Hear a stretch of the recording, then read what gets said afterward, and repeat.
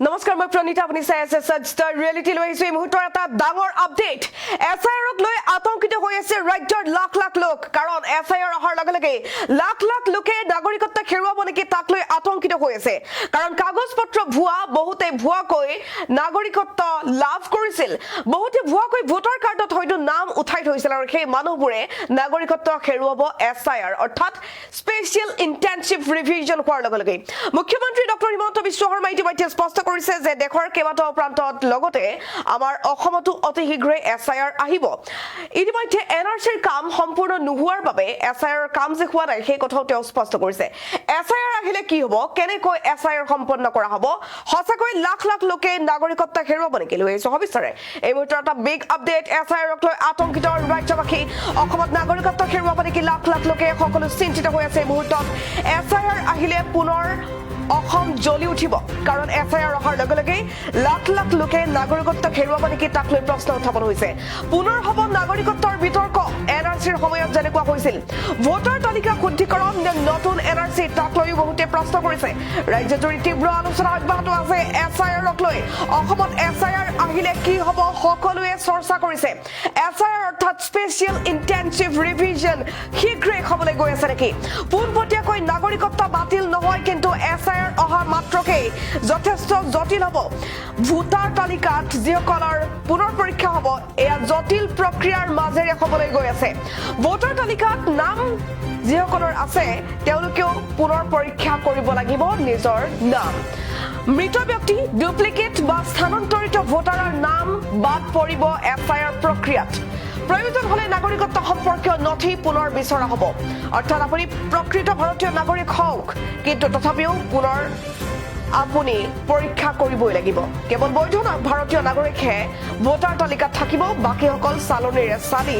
পেলাই দিয়া হ'ব এছআইআৰ চালনীত হাৰি নাযাব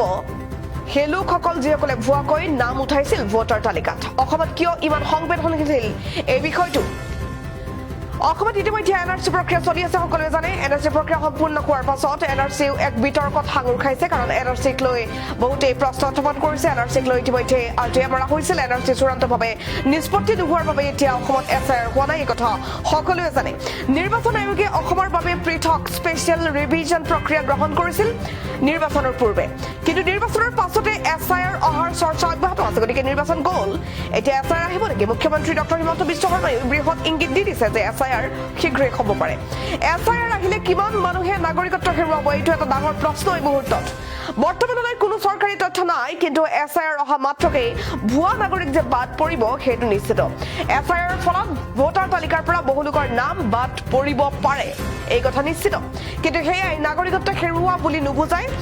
হয়তো তেওঁলোকে পুনৰ ৰিভিজন কৰি পুনৰ নাম উঠাব পাৰিব ৰাজনৈতিক মহলত কিয় চৰ্চা একাংশই কয় যে ইয়াৰ জৰিয়তে অবৈধ ভোটাৰ চিনাক্ত কৰা হ'ব আন একাংশই আশংকা প্ৰকাশ কৰিছে যে বহু বৈধ নাগৰিকেও নথি পত্ৰৰ সমস্যাত পৰিব পাৰে এছআইআৰৰ জৰিয়তে তেওঁলোকে হয়তো নাগৰিকত্ব হেৰুৱাব পাৰে এছআইআৰ মানে নাগৰিকত্ব বাতিল নহয় ই মূলতঃ ভোটাৰ তালিকা শুদ্ধিকৰণৰ এক অভিযান অসমত এনআৰচি আৰু নাগৰিকত্ব বিষয়ৰ বাবে এই প্ৰক্ৰিয়া অতি স্পৰ্শকাতৰ হৈ পৰিছে কিমান মানুহ প্ৰভাৱিত হ'ব সেয়া বৰ্তমান কোনো চৰকাৰী সংস্থাই ঘোষণা কৰা নাই কিন্তু এছআইআৰক লৈ সকলো আতংকিত হৈ আছে এছআইআৰ অহা মাত্ৰকেই নাগৰিকত্ব হেৰুৱাব পাৰে লাখ লাখ লোকে অসমত নাগৰিকত্ব হেৰুৱাব নেকি লাখ লাখ লোকে এই মুহূৰ্তত ডাঙৰ প্ৰশ্ন এছআইআৰক লৈ সকলো আতংকিত সকলো চিন্তিত হৈ আছে এছআইআৰ অহা মাত্ৰকে অসম পুনৰ জ্বলিব এনআৰচিৰ সময়ত যি বিতৰ্ক হৈছিল ঠিক তেনেকুৱাকৈ পুনৰ নাগৰিকত্বৰ বিতৰ্ক